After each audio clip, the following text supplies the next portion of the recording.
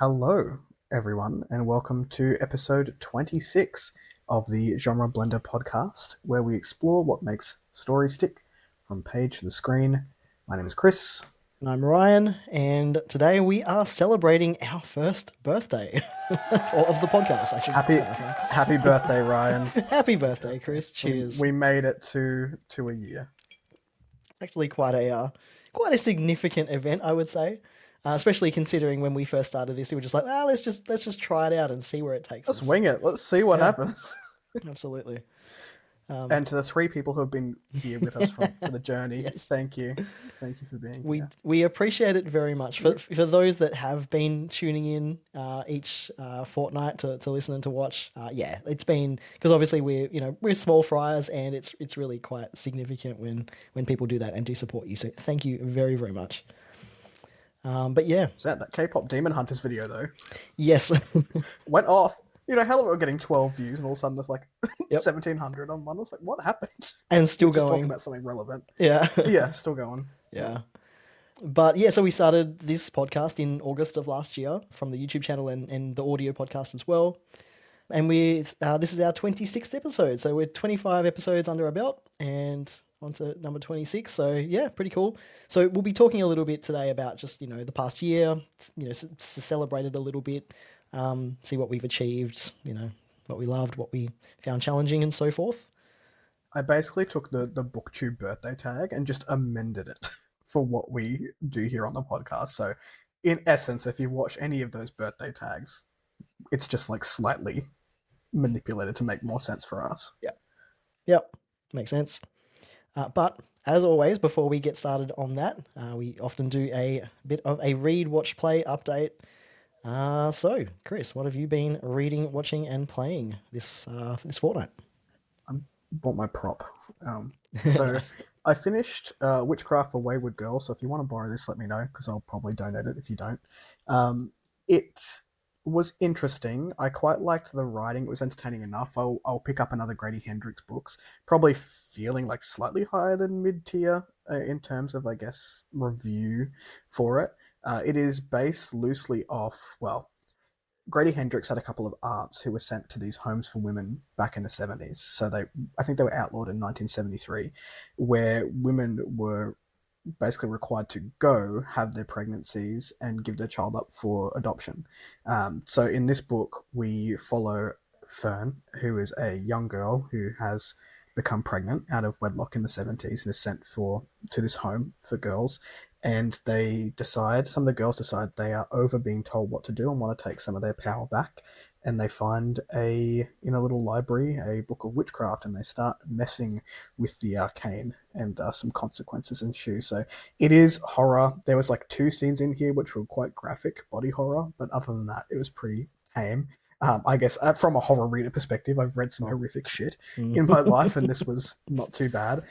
So I don't know. I enjoyed it enough to pick up another Grady Hendrix, but will I read it again? Probably not.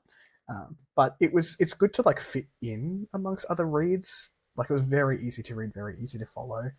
And I'm listening to a book called When the Wolf Comes Home by Nat Cassidy, which is like, I have a suspicion that Nat Cassidy may become a favorite horror author of mine just from one book. He is playing with the concept of fear. Now, normally kids in horror books do not work for me at all. It's just a trope I don't love. But he has done it in a way where you're following this child with an adult, and the fear that's being played off both of them, I think, is quite clever. He's also written the book in a way where, and this is something that I love, so it may not be relevant to everyone, where you can read it at face value, it's entertaining, but if you look for hidden meanings and deeper meanings, and they're absolutely there underneath the surface. So you can pick apart scenes, you can pick apart what these characters are thinking and feeling and the actions that they're taking in reference to the subject matter, which I thought was really cool. So those are two books that I've got going on at the moment. The I watched Queer this week with Daniel Craig in it. It's an Oh, A22 film. sure. Um, I still don't know how I feel about it. Uh-oh. The well, the visuals and the cinematography and the acting and the score were phenomenal. Like, it was just fantastic. In terms of like the story itself, like, I'm not sure where I fit there because it was quite disjointed, but I Mm. think it was an allegory for homosexuality, and one character is very open about it, and one character is closeted or trying to convince himself that he is not queer. But I think the my favorite part about it is that every scene is so unsettling, and the director has done a really good job of making that come across Mm. on the screen. But overall, I don't know how I feel about the whole movie, but I think it achieved what it set out to achieve, which is what we can really ask of directors and producers, right? Is it And I've kind of been playing a so? Is it sorry, like a kind of a messagey kind of film? Like, is it trying? Is it have an agenda or not I really? I don't know. Mm. I think it's just loose allegory, Yeah. Okay. which it doesn't give you a linear narrative Mm. at all. It's one of those films, and normally I quite like those films where you come away feeling, "What the hell did I just Yeah. Yeah. what did I just experience?" But yeah, this one I don't know. I didn't love it, Okay. so I'd be interested to see if anyone else has like seen it and Yeah. what I you might think check it about it. out. But I do find that the things that A24 produce tend to be that way. Mm. Again, there's some weird body horror elements towards the end, which is again A24 Hmm. do lean into a fair bit, like just a weird wild card at the end of the film Yeah. where you're like, hang on, what have we been following this whole time?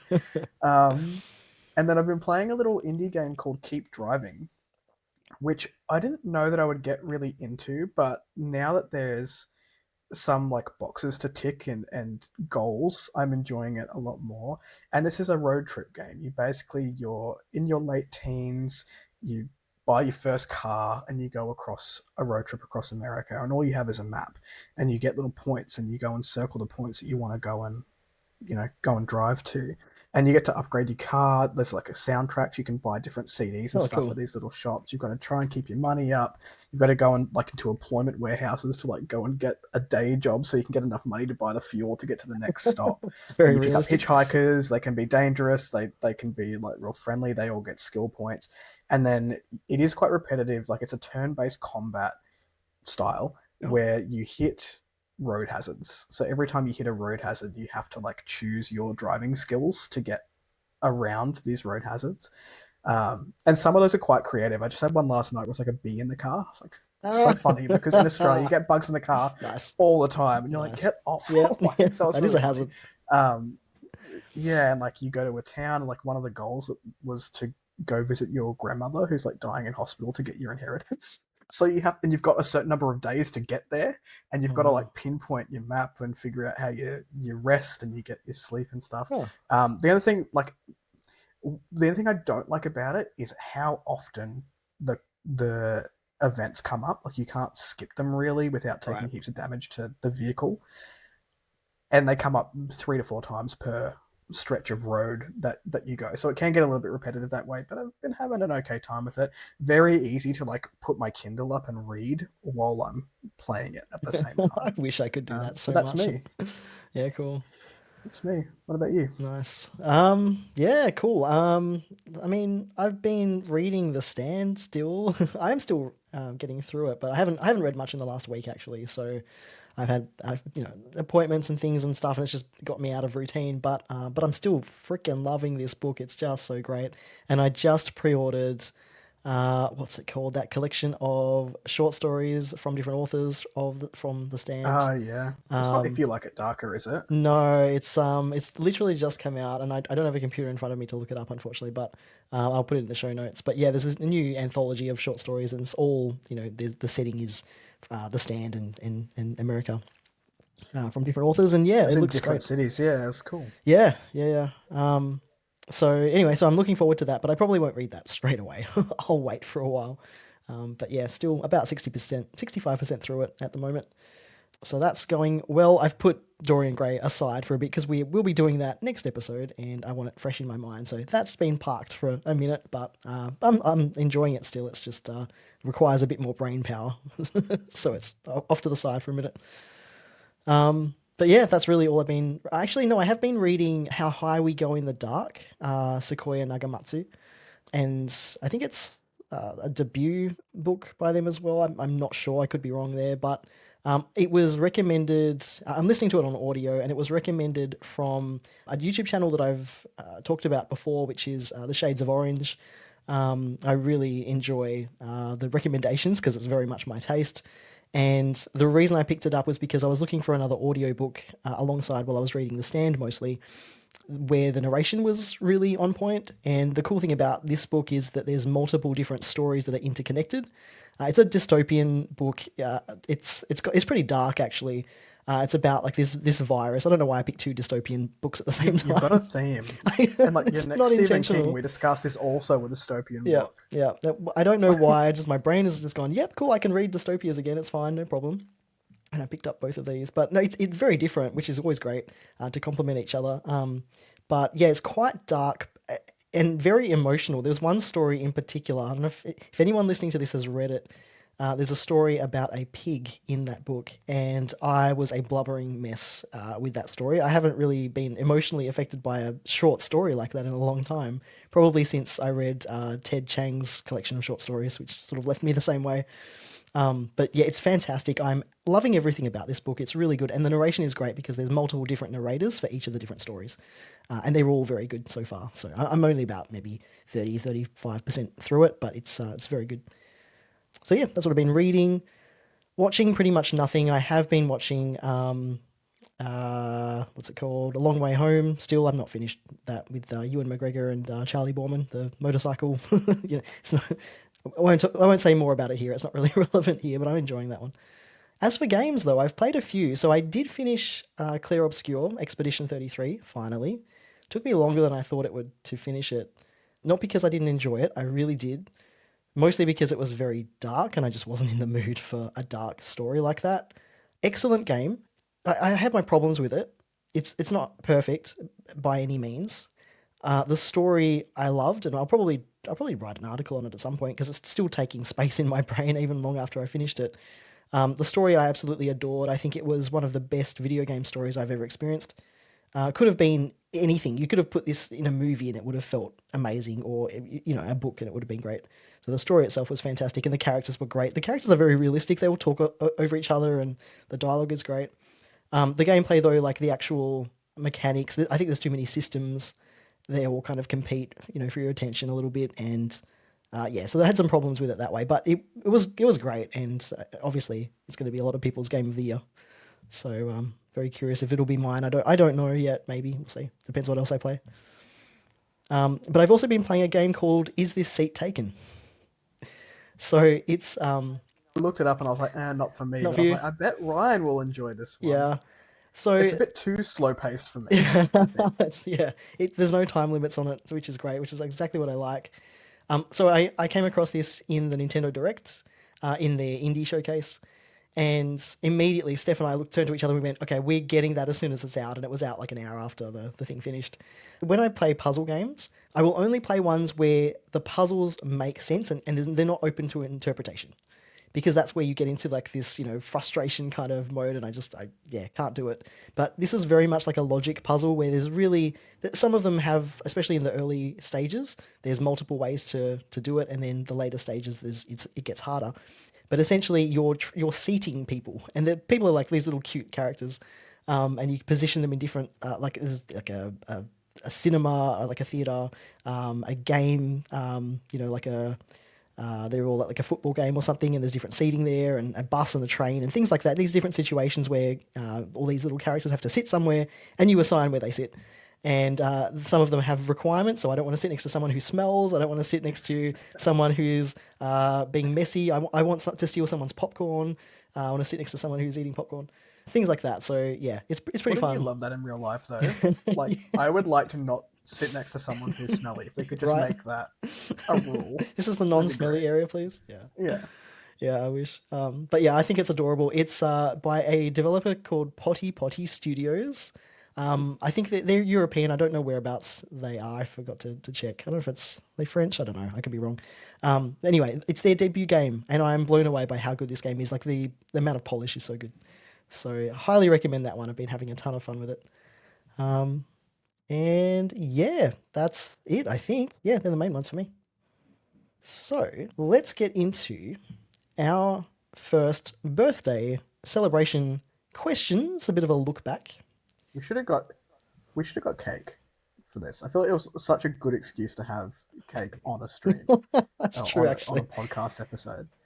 I did make mocha fudge brownies last night, but I've already eaten it today. Gee, thanks, and save me any. Yeah, sorry. There was No, like no. hundreds and thousands of them and everything. Nice.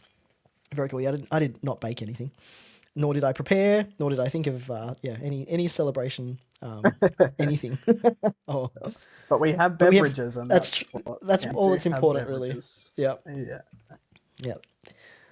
So as Chris mentioned in the intro, so this is kind of like an adapted list of questions from one of the BookTube tags for like a birthday anniversary kind of celebration, a questionnaire. So there are how many questions? 10? I 9? don't know. I want 8? to say between 8 and 10. I didn't count. Something like that. There are some questions that we Some. will be answering today. There is a handful of questions that we will be Yes. talking about. Exactly. So we'll be going through just Well, I mean, the first one's the sorry, very I didn't cut obvious. you off. That's right. Go for it. The first one is First one's pretty easy. yeah. Yeah. We've already mentioned it, but it's how many years are we celebrating?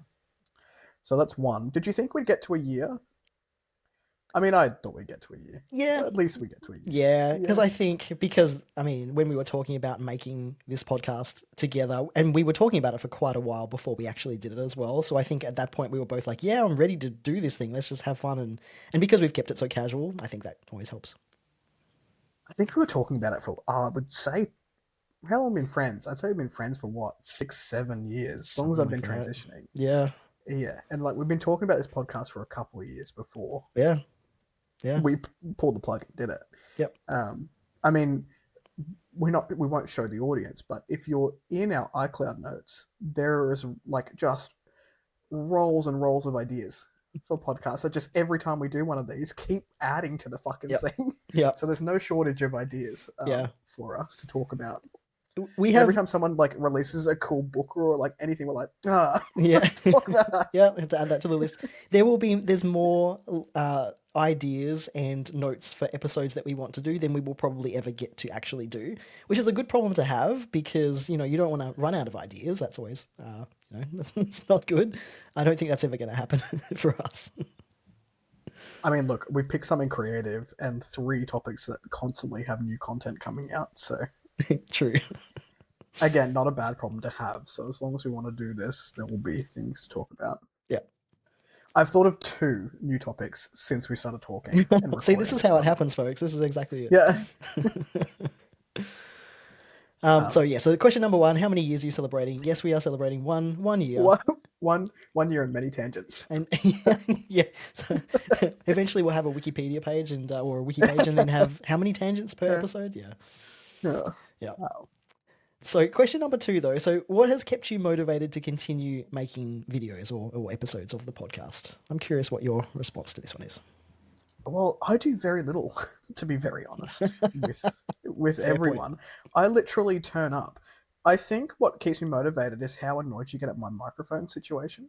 And just to see what you come up with next. So again, for people who are watching, I have a 3rd microphone situation happening right now because Ryan is the technical wizard of Genre Blender and cracks it with my mic every few episodes and tells me to change it. So that really keeps me coming back because I want to know where this ends for us and whether it loops. What about you? Oh, that's hilarious. Oh, yeah, that's not my reason, I'll tell you that much.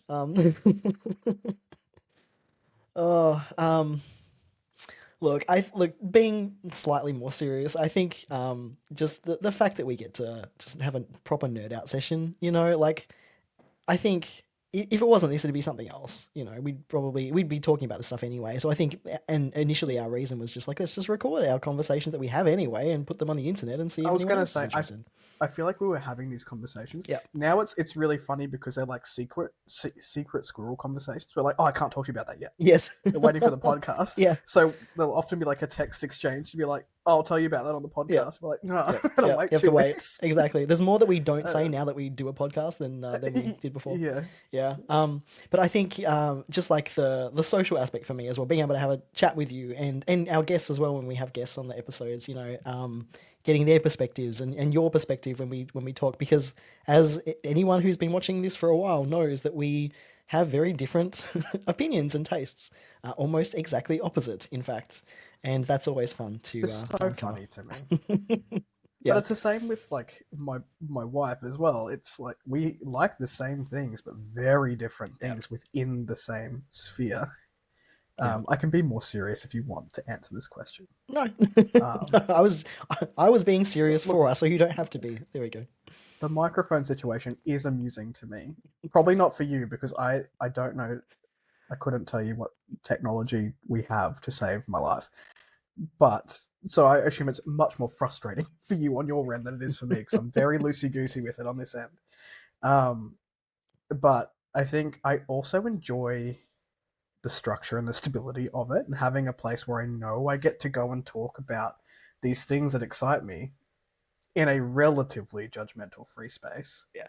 Unless I ever bring up romantasy, in which case I know you'll pop off. But This is true. but like it's nice to have these. It fills my social battery in a place where I don't need to feel like I'm as switched on as I am with my YouTube channel all the time. Like it's a collaborative effort. It's not Yeah. just one person on the end of the camera. Yeah. Yeah. 100%. Couldn't agree more. Yeah. Yeah. Got nothing else to add to that. I realized I didn't actually read the next question before I'm about to say it, so Uh-oh. I'm going to let you go first with this one. Fair enough. So it says, what are 3 of your favorite episodes that we've made in the past year and why? So as usual, I did prepare. I usually do prepare. So I had to actually go I back love through that the. I'm so prepared in my day-to-day life, but like You're not when it here. comes to these things, I'm like, oh, I don't know. No, it's fine. This is the casual vibe that we have. I think that's what makes it work so well. But please, what did you prepare? What did I prepare? The Well, casual vibe.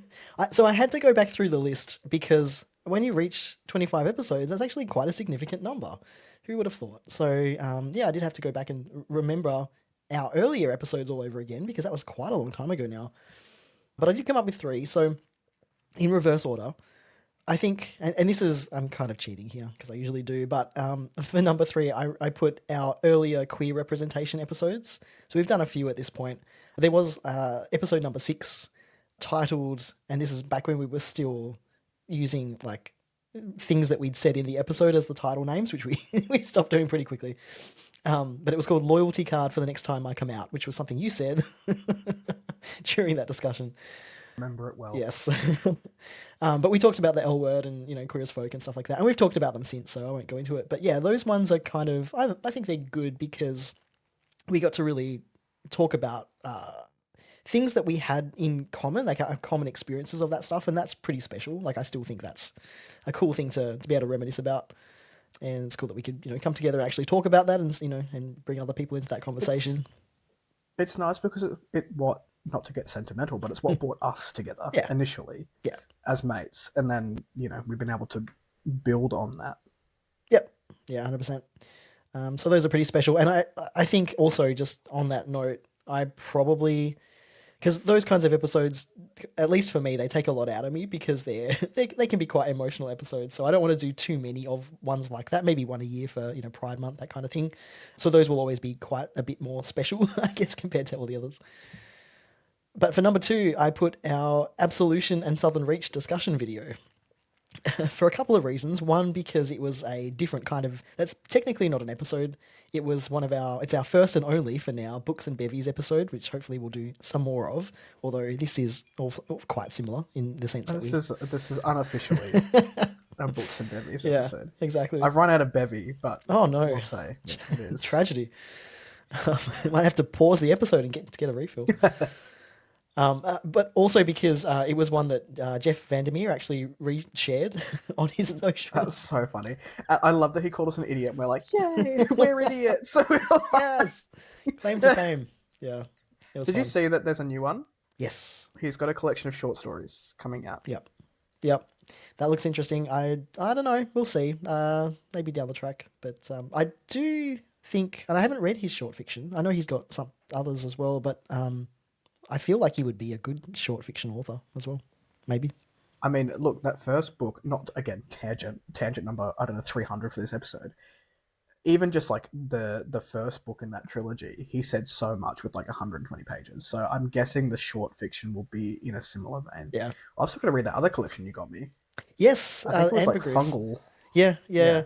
Yeah, That'll be a good one as well. I think there's multiple books in it. I think. yeah.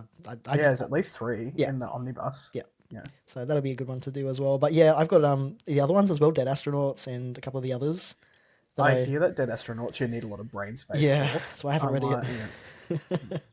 Yeah, I need gaps between reading Jeff Vandermeer episodes just because it's quite involved. Yeah, fair. But yeah, I wonder if we could get him. I mean, he's retweeted us. maybe. I'll try. I'll shoot my shot. Why not? To get Nothing Jeff to- Vandermeer here to Nothing cause to idiots lose. in person. Yeah. Yeah. And then number one, I hesitate to put this episode as number one because it's pretty recent, but the K-pop Demon Hunters episode, just having both Jack and Michael on the episode to chat about it, it was fun. It just felt like a little mini party, and we could nerd out over something we loved, and that's what the whole thing's about. So that's my favorite one so far, I think. How about yourself? Let me just scroll through the videos that we've done. Now I'm putting you on the spot because you didn't prepare. Well, I mean, Even just your favorite one, really. well, look, K-pop is probably up there for me as well, and I not so much the subject matter, but I really enjoy that long form discussion where Yeah. you are bouncing because we didn't have the same opinion. Like we all liked it, but we liked different elements of it. And I Yeah. think having that sort of discussion about something that is relevant to it's pop culture right now was really interesting and different because what we're into normally doesn't necessarily pertain to what is popular, Yeah. which is we're such a small channel, and I think we will continue to be that because we just want to vibe out and talk about what we're interested in. But it was an interesting dynamic to be talking about something. I've now watched it a third full time. So I did Oh, watch nice. that on Friday night, I want to say. Yeah. I was just like in the room and I was like, oh, well, I might just sit here and watch it. And then I just ended up sitting through the whole thing. Yeah, Again. that's how it happens. So I did enjoy it for that aspect, but I also think that, I mean, I feel like Jack is just a happy dude and like his energy is amazing. And Yeah. Michael is such a good critical analyzer of media, and having all those different minds in one room was a lot of fun for me. So that's probably my favorite one so far as well. Yeah. Another one that I'll bring up is, I'm looking at it now. Oh, I think it was the other one with Michael actually, was when we were talking about the slow decline of physical Yes. media. And again, that is because of the topic. Mhm. Like I think we got to really delve into what we saw as being the future of a particular thing. And I would like to do more discussion videos like that, where it's just us talking about our past and where we can see certain things going in the future. Because I thought that was really fun just to speculate on, and we'll see if it comes to fruition. Yeah. But I really enjoyed that one. And I think the last one that I have is the episode that we did about, trans rep. And again, that's because that's something sort of close to home. And yes, it tends to be more emotionally charged, but then that's also who we are as people. So we get to show a little bit more of who we are to the general audience. Yeah. On a related tangent, actually, it is related for a change. I do like that we're able to bring that that side of ourselves into a discussion about something else. Because often, for example, there's probably many podcasts out there by trans folks that's about being trans and their experience, or queer or LGBTQ plus in any capacity. There are shows about that and about their experiences. I love that we don't do that. We talk about what we love, but we bring our experiences into the conversation, because I think that's really where things get really interesting, because we have that. It's just a part of who we are. It's our lived experience, our worldview, and we can often see that in different ways through creative outlets, right? Yeah, 100%. Cool. All right. Question number 4. What have you struggled with in the past year, and how did you overcome that struggle? Who's coming first? I can go first on that one if you like. I don't think I've overcome my struggle. Have you? In progress, no, not at all. No. Actually, I completely ignored that part of the question, so so I don't have an answer for that bit. Question mark. Will Yeah, we overcome in the future? Who knows? Stay tuned for year two. yeah, anything can happen. It's just tangents, nothing but tangents. Just tangents. Yeah. I guess, look, for me, it's still like, and actually, I am getting better at this, so there is an answer to that overcoming part. But like, I still get anxious before like recording anything, and that's just a social anxiety thing that I will always have to deal with. That's just who I am. It's not that I don't want to do the thing; I absolutely do. But having to deal with that and face that every time, it can be that's a challenge. That's a life challenge. But I think it's just finding strategies that make that work. Being able to still find something sustainable. To have ways to deal with that before you hit the record button. It's kind of like an actor doing a stage play. There's always that level of anxiety that they'll have before they get on the stage, that never goes away, and you just learn to manage that. So yeah, that's still a thing that that I deal with every episode. It's fine. But I think also like the planning side of things, like where does this fit into my life in particular, and making time for it, because it's something I absolutely love doing. And sometimes life just gets busy, and things get pushed aside, and sometimes I don't have all the things that I wanted to read or watch or play before we start talking about them, and I get frustrated about that because that's what our show's about. So it's just figuring stuff like that out. But that's life, and especially right now, it's good to recognize that we need to make sure that we look after ourselves and just go easy. And like small channel or not, I don't know that people who pick up a camera and a mic realize how much time goes into it. Hmm. And I'm talking from like a YouTube perspective for yourself in these episodes, because like I said, I just turn up and I'm here for 2 hours on a Sunday afternoon where we're just talking. We talk a bit off camera before and after, and then we'll record an episode. But people don't necessarily see the 4 to 6 hours you're putting in on a Sunday evening, Monday morning, where you're editing everything. So it's a huge balance for the person who is doing all of that editing, and particularly when you do like things to be perfect, we'll say it gently. It's Um, fine. it can. I'm sure it can be quite frustrating. I've sort of learnt to let that go a lot with the YouTube side of things, just because it takes up too much mental energy, and Yeah. it will stop me from having fun from it. But I think, like for me, the struggle is the balance between wanting to grow an audience while also wanting to remain authentic to the Mhm. message that we want to portray, which is this is just somewhere to chill and hang out. We're not here for numbers. Obviously, we've got 55 people that watch this now, and like it's fun because I still get to just talk to my mate about things that we're enjoying and speculate about what media is going to change in the future or whatever it may be for that episode. But there is still an element of I would like this to reach 100 people one day, and if when we hit the 100, like that's going to be amazing. And I'm assuming it will happen. But I still fucking hate TikTok, and I have no desire to be there. So, The social like media thing, and yes. yeah, and that Yeah. is the platform that is growing Yeah. at the moment, and I feel like I'm too old and we've missed the boat there.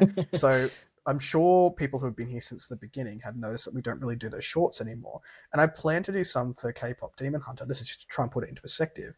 And the reason I didn't is because I didn't want to be disingenuous to the audience that we have. Yeah. Because even though, yes, that is popular content, I didn't want to use it just for the sake that it was popular content to It's bring hard, more right? people in. Yeah. So I was like, if I do that, then I'm just capitalizing on a popular thing, and then if we stop doing it, that's disingenuous to the brand that we're trying to build Yeah. with Genre Blender. So there is a certain balance there, but like I'm enjoying what we're doing, but I think the social media aspect. I also have a blog on the side. I have my own YouTube channel. I'm writing a book. So Yeah. trying to find a balance between all of that and trying to funnel the creative energy into the different avenues has been interesting this year, and I definitely felt that burnout. Not so much with Genre Blender, but just because there's so many spoons that are Yeah. in the air at the moment. I've sort of just got to take the time to pick one up and go, all right, this is a spoon for today, and then move on. Yeah, 100%. I can relate to all of that. And I think it's adulting is hard. And when you're a creative kind of person, you have a lot of different outlets. It's very difficult. It's super challenging for that. I think, I cannot imagine what family with children yeah, who are also No. creatives deal with, because we are just couples. We just have another adult human Yep. in the house Yep. somewhere at Yep. some And times, other and than a even couple we're of like, fur babies, oh, and that's it. yeah, yeah, that's it. Yeah. No, it's look, it's I think it's a legit thing, especially because you've got to be online in some capacity, and I think at least for me, and I think it's the same for you, but correct me if I'm wrong, but like sometimes you just don't want to be online. You want to be doing other things and not have to worry about that side of things. But unfortunately, yeah, if you want anything to succeed, you kind of have to. So it is finding that balance, and that's hard. I think you kind of hit the nail on the head earlier as well when you said that it's an act. You have to suck yourself up to do this sort of thing. And it's not that we're disingenuous to Mm. the audience. We are very much who we are as people. But there are some times when I'll get on it and Ryan's like, "Oh, how are you?" And I'm like, "I'm cranky as shit." Like we're Yeah, gonna go and do this thing. yeah, And like I'll just be a sad sack for like 10 minutes prior to coming on and doing Drum and Blender, and then you turn it on for the audience, because you don't necessarily need the audience to know that, because they're not here yeah, for our emotions, right? They're here to watch a couple of guys just shooting the shit about creative endeavors. So yeah, it's an interesting balance to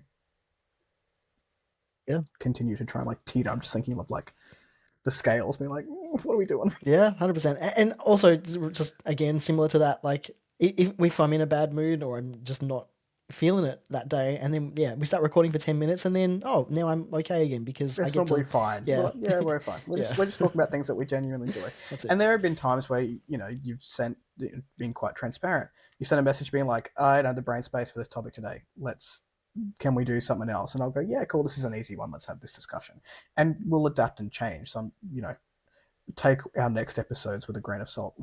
Yeah, maybe we should Say, stop doing like, that. Actually, that's what we're yeah. planning to do on the next episode, but whether it happens, it doesn't always happen that way. Yeah, But I think that's just the nature of life as well. You do yeah, need to adapt to what's going on, and that's not necessarily just a podcast thing. That is people living life thing. yep, exactly right. Question number On a more 5. positive note,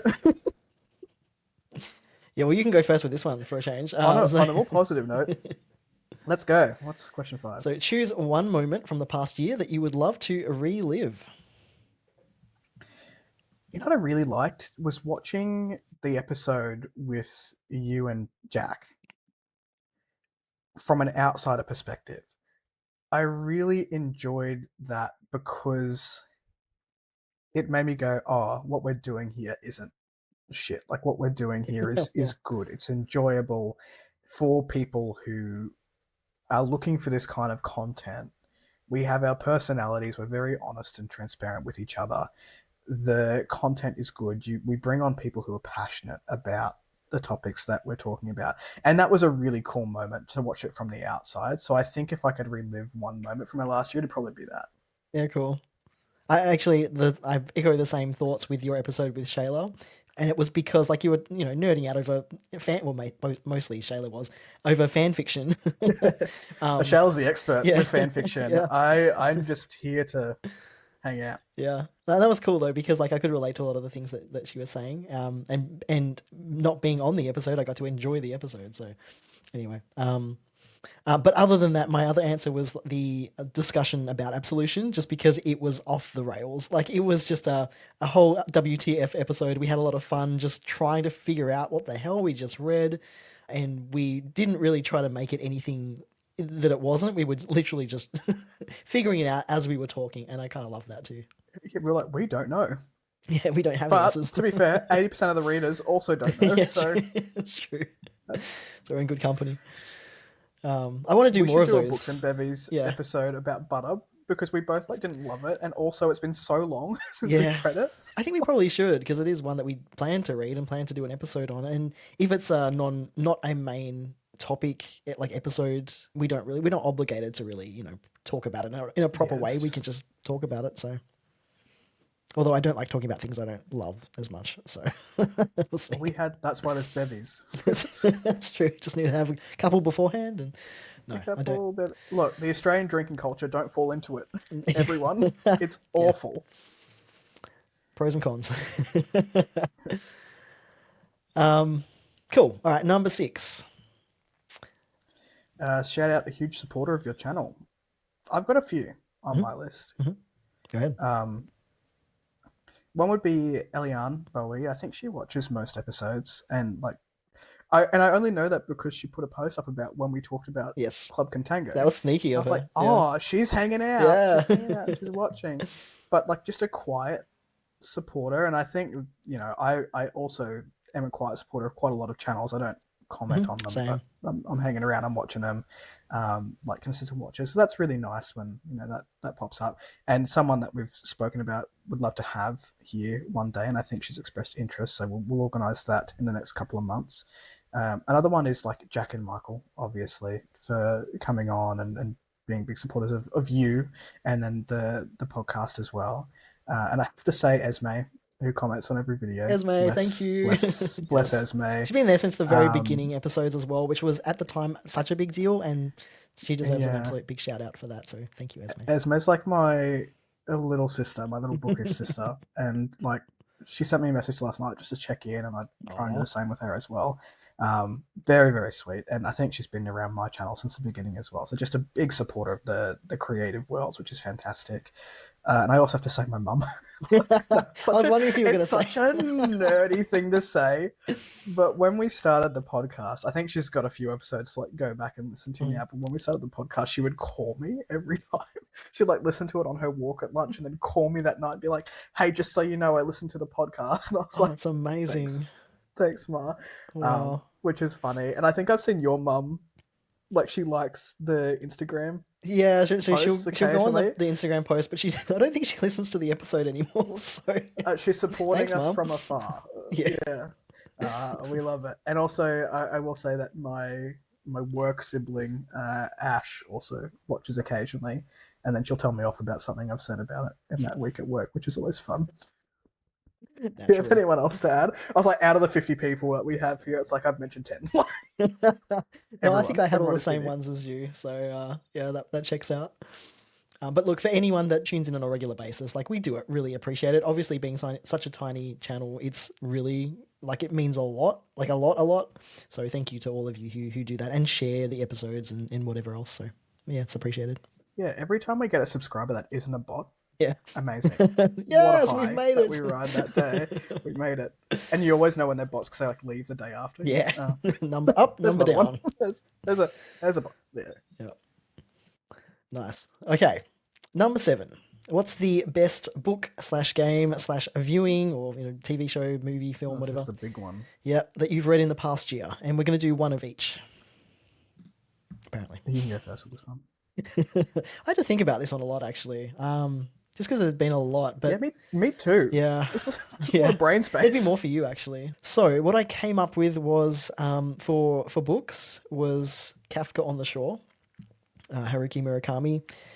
Obviously, Murakami is one of my author projects for this year, and also it won't just be this year; it'll be many years in the future. In addition to Stephen King and China Miéville, so I do plan to read the entire oeuvre of his work. But Kafka on the Shore was, I think, it came at just the right time for me. You know, when you read those books that you just happen to stumble upon and read them at the perfect time for your Yeah, for life, sure. when you needed them and you didn't expect them, and they're kind of just like a gift that have shown up for you in your life. That's kind of how it was for me. I think this is just the perfect amount of this is what I aspire to write, I guess, where it defies all genres. It's very much a genre mashup of lots of different things. There's magical realism in it. There's characters that are not quite. They're just not straightforward. Like you require a lot of figuring out what someone's motive is, or what this means or what that means. The whole thing is quite mysterious, but it's not a mystery, and it's it kind of defies everything that you know about storytelling. And I just thought it was quite brilliant, and it has stuck with me. I still think about it all the time.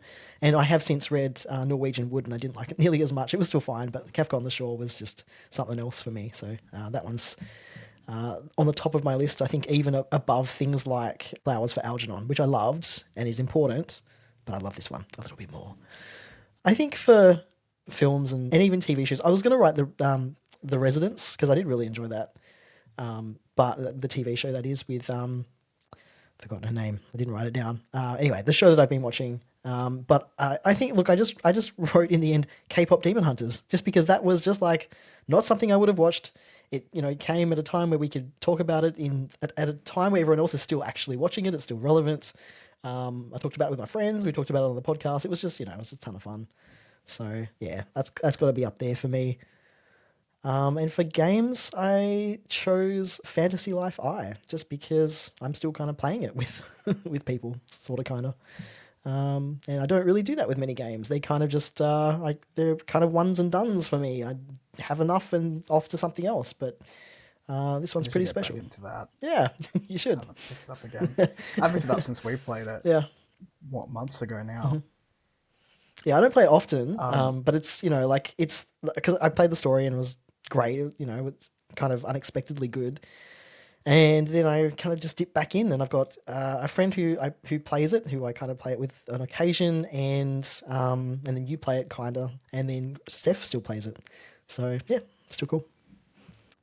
That's it. how cool is it that Steph has got a game that she like really likes that much? Yeah, yeah. When she's not That playing was Donkey cool. Kong at the moment, because that's mostly what she's playing. It looks amazing, by the way. I've got to get back into that. I played like 5 hours of it. I almost bought a Switch too, but I've got costs coming my way with book shit that I cannot just You don't drop need a seven Switch hundred too. and fifty dollars. Not yet. No, Don't do I it. thought that maybe Rachel and I would just get one to share because she's like, oh, I get obsessive with games. I was like, yeah, but I don't. So that So works. like, I have no problem Yeah. like you taking and owning this thing and just if there's a game I want to play, Yeah, that's why Steph and I have then one let me each, because play it it. was what would not happen otherwise. Right, Yeah. right. For the movie and TV show, I sort of went the same route, K-pop Demon Yeah. Hunters, and the reason being is that I am not a rewatcher at all. I'm at Yeah. 3.5 watches of this thing, and I don't know what it is about it. And I say 3.5 because I was like watching it half-assed while I was cooking something with my housemate. There's just something magical about it, and I think it's done such a good job of bringing in audiences from all ages. And I really like. I think they're going to capitalize on it, and they'll do theatrical releases for 2 and 3 now of the Yeah. success Yeah, of absolutely. the first one. They'd be silly not to Yeah. because of how big it is. But I think there is pure magic in that movie that has been captured somewhere along the way that allows people to share it with their friends, with their family. We had an hour and a half discussion on it, which was just fantastic. And I think if we're going for like a more serious, because I do tend to lean into artsy, very thematically heavy Yeah. cinema, is probably The Substance with Demi Yeah, Moore in right. it. So that outside of the last 10 minutes or so, where look, it made sense for the allegory of what it was doing, but it was like extreme body horror in that last 10-15 minutes of it. I think it's such an important topic, and the actors and the directors and the producers really didn't hold back with the criticism of Hollywood through that medium. And I thought it was brilliant. I thought it was just fantastic. Probably one of the best movies I've seen with that type of allegory in the last, I would say, few years. Wow. So I really, really enjoyed that in terms of viewing. Um, Book side, I actually have a book right now from the Broken Binding, which has been stuck with Australian Border Force for 20 days. Oh And I no. wish I could hold it up and show you, but I also work in international freight, so I know that that's just gonna be there until it's not there anymore, and potentially it'll get sent back, which is annoying because I spent $100 on it. But that's Only a Grave Will Do by James Mm. Lloyd Dawn. This is the third book in the Malatu series. Now I was gonna, be easy for me to say, well, Crippled God, Malazan Book 10 was amazing. If I'm thinking about what James Lloyd Dawn accomplished, though, these characters don't get a happy ever after. This book is about colonization and the dangers of it, and very ballsy for a white cis man to take on a story of colored populations and not shy away from just what we as white people have done to other civilizations to try and take control. And it almost got me. I almost cried towards the end of this book because he did not hold back with the punches. It was just one after the other in this book, and it was so all consuming. And I think that is for an independently published author who is really just took a topic and went I'm going to explore this. I'm going to make you uncomfortable and do it to the extent that he did it. I think that was fantastic. And the other one I've got here for books is a novella called The Genesis of Change, which is an introspective, speculative fiction novella about what gods do, how do our gods make decisions and manipulate humanity around them. And I thought, again, for 120 odd pages, this really made me think. And I know I've spoken about this one before, but I did have to go and like stare at a wall for 10 minutes to be like, what just happened to my brain after that book? And I thought, just fantastic. It's very rare that that'll happen to me. In terms of games, I'm going to have to go with Grimshire, You played which enough is a of it. pretty recent acquisition. But I have played about 30 hours. I took a break because it is fucking dark. It's a dark game, which is why I started playing Keep Driving. So like I need a brain break and that Yeah. repetitive and whatnot. But Grimshire is a take on the cozy genre where you have super high stakes and the actions that you take in the game have like horrific consequences if you get them wrong. So I just thought it's fantastic. It probably will be my game of the year at this point, but we'll see. There's still a few months left, and I've just added like 50 to my wish list. So As you do. Yeah. we'll see what happens. It's games. There's so many, especially indie games, are just popping off right now. There's so many, and they're all great. It's really hard to keep up. Good problem to have. I sent one to Ryan when I was like, because occasionally I'll watch like channels where they're like, oh, 50 upcoming games. I'm like, I want to know about 50 upcoming games. And you add like 10 to your wish list. And you're like, crap, there's Yep. more. But I sent you a cat one the other day. And Yeah. you're like, oh, I'll get to that in 20 Yeah. years. I was like, yeah, fair enough. Legit. Yeah. I love it when you send games to me though, I have a look because I don't remember. Have a look, and it's already on my Steam wish list. I was like, oh, cool. Yeah. You know exactly what I like. Thank you. Yeah. Yeah. I just saw that there's a new cyberpunk RPG in development at the moment. I cannot remember the name of it. I'll find it after this. I saw the trailer for it. Yes. Cyberpunk as in genre or from Genre. Okay. No, Cool. no. Okay. Because I know that sequel Yeah. is in development at the Yeah. moment. But I was like, oh, maybe Ryan will like this. But you're going to play Exodus when it comes out, yeah? Oh, absolutely. Yeah. I mean, the more I see of that game, it's like Mass Effect all over again. I saw, but maybe better. yeah, I Maybe. saw some stuff on it. Yeah. That's an off-camera discussion. Sorry, we're still recording. We'll talk about That'll that. be an off and on camera discussion when we get there. Yeah. For sure. I mean, I hope that it consumes my life. That's kind of what I'm looking forward to, but we'll see. I don't. We've got a podcast to record, Other than that. except for 2 hours on a Sunday. Yeah. Yeah. Cool. All right. Number 8. Where do you see your This is the channel? last one. This is the last question, actually. Yes. Where do you see your channel in a year's time, and what do you hope to have achieved? I went to a job interview once. This is a tangent, but bear with Related me. tangent. We're coming back to it.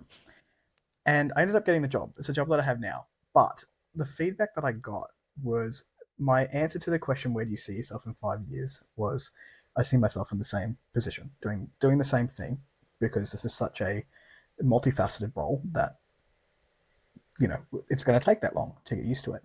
Anyway, my feedback was that answer was weak in like nicer, more professional terms than that. And I thought about giving the same answer for this question.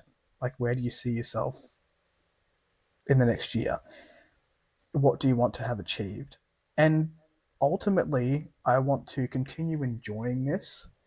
I want to bring more guests on, and guests who are smarter than me and know more about various topics, because I think it's so worthwhile having these discussions and expanding what we know on particular topics, or just getting different perspectives on particular topics. I would love to see us hit 100. I know it's so little for like a 2-year-old channel, like if we're looking at a year in the future, but if we have 100 people that give a shit about what we're doing, I think that's pretty amazing. We're in such a little niche. I think that'd be cool. I'd like to see us having more discussions, like more in-depth discussions. I'd like to do some more gaming content for me personally, like, because I think that's just where I'm leaning more naturally these days, is more into gaming. So I'd like to explore that a little bit, and it's also your area of expertise more so than myself. So, and we play very different things as well, which I think would be cool. But yeah, I think that's about it. I'm enjoying what we're doing, but I'd like to see the growth remain slow and steady, and just pick up genuine people along the way. Yeah, 100%. I couldn't agree more with that because I think number one, making sure we're still having fun doing this, because if we're not, then it's not going to happen anymore. Like that was the whole Yeah. point. So as long as that continues, we will still be doing it because we enjoy doing it. It's fun and it's a good way to discuss stuff that we love. I think what it comes down to, right, is just, and this applies to like what you said about bringing guests on as well, is as long as we're talking either to each other or to people that love things that they want to talk about things that they love, that's really what this whole show is about. And it doesn't really matter what it is, as long as it sort of falls into a book, TV show, movie, game category of some kind. If people love something and they want to share why they love it and talk about it and why they recommend it and want other people to experience that as well, that's really the whole point. So I think for me, like that's also very much the same. But I think I would like to, and again, we've got plans to do this. It's just, again, life and adulting, etc. But I would like to do more specific topic videos and to put them on the YouTube channel specifically. So we have kicked off the blog for genreblender.net now. So there are some articles that I've written that are up on there. And I plan to continue that. I haven't done any in the last fortnight because things got busy. But I do plan to do that on a regular basis and then put like videos of those up on the channel as well. So those will be more, specific topic related things, based on a book that I've read or, something that I've seen rather than a review of any kind. But yeah, I hope to kind of do that and have that as a regular thing. And I think it's just like making sure it's something that's sustainable. That's really the goal for me, because if we can keep doing it and build up that momentum, that's a way to build and grow an audience as well. But I think it comes back down to like what we talked about before, is that we have a lot of ideas. We just haven't gotten to them yet. So there is plenty of stuff that we plan. It's just a matter of how and when. But it is something we think about often. And we talk about off camera A all lot. the time. Yeah. All the time. Yeah. And it's another thing that I'd like to like bring in is, I guess, I don't know if it's a series so much as like just different videos that we haven't really talked about, but that is like indie versus trad pub Yes. of particular genres. So there is one that we plan on doing sometime, hopefully this year, with cyberpunk, and Mhm. like Ryan leans more into trad pub, I lean more into indie, and talking about different books within that subgenre. So I think it'd probably be more sci-fi because that tends to be what you lean into. Those sort of either tropes or subgenres within that particular band of fiction. I think it'd be really fun to do, like, I don't know, debate style, where we're like talking about the different Love a publishers. debate. I don't know what it looks like. Yeah, we know. We, Yeah. Yeah. we Gosh. collectively, Yeah. we know. Yeah. But I think like stuff like that would be cool. Yeah, we have so many ideas we want to get out. Yeah. I want to do reading challenges with you. Like I thought of one the other day where I was like, I want to challenge you to read 3 fantasy books that I think you'll actually enjoy, and Okay. and then vice I'm up for versa. that. You Yeah. Yeah. challenge me to read 3, whatever it is, speculative fiction. I think the bigger challenge for you would to give me 3 contemporaries that you think I'd Ooh. enjoy. Because Okay. I'm not a contemporary reader. Mm. I mean, like stuff like that, and Yeah. then that takes a couple of months, and we come together. Yeah. But yeah, Yeah. Yeah. Cool. I would also like to like I said, do I'm adding to that. I'm adding to that friggin' thing all the time. I was on the like, here's fly. some more ideas for us. Yeah. Yeah. Yeah. I think more writing related episodes, because I don't think we've actually done a whole episode on our writing projects or any kind. One, because I haven't been, but you have. So I think, I know there will be some upcoming once your book launches, and I think that's something we can focus on. But I would like to do more of those and talk to more authors who can share some of their insights as well. Because I don't know about you, but I find it really fascinating to find out and ask, how someone approaches their own writing. Like that whole thing is interesting to me. So yeah, maybe some more writing themed episodes would be fun. Well, that was a Alright, nice well, little I think trip down memory we're lane. at the Yeah. end. We still made it to an hour. I thought for sure this one would be short. I, Yeah, yeah. We it can was fill an not. episode. We should know this by now. And we can feel, Yeah. yeah. I think that's one thing consistently that we've been able to do, right? But if you do want to watch videos of the podcast, you can head on over to Genre Blender Podcast on YouTube, or Spotify also has a video version if that is your preferred method. Audio only versions are available on Apple and Spotify as well. Ryan mentioned it before, but if you are interested in the website, so links to the podcast and some blog articles that they've been putting up there, you can go to genreblender, is it .net, that we have right. on the internet, and that is where you'll find us, everything related to the show. You'll find the show notes in the description for each episode. So any of the media that we have mentioned today will be down below as well. Absolutely. And to all the world hoppers out there, we wish you safe travels as always. And we'll catch you in the next episode, which actually will for sure probably asterisk. We're talking about The Picture of Dorian Gray by Oscar Wilde. Yeah, shrug maybe. We probably will, but take that with a grain of salt. But we'll see. Probably. We'll see you next time, maybe. Maybe. To talk about Dorian Gray. And until then, see everyone. Bye. Happy first birthday.